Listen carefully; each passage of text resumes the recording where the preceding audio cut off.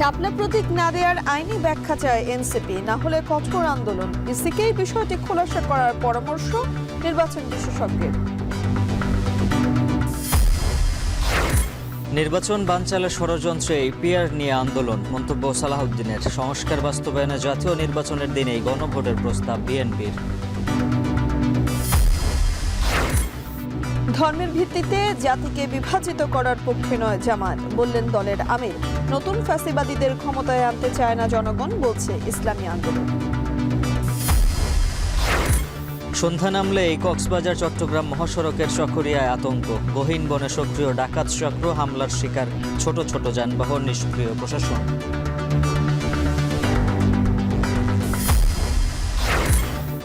এবং কেন্দ্রীয় শহীদ মিনারে ভাষা সংগ্রামী আহমদ রফিকের প্রতি সর্বসাধারণের শ্রদ্ধা। শিক্ষার্থীদের গবেষণায় দেহদান ইব্রাহিম মেডিকেল কলেজ হাসপাতাল।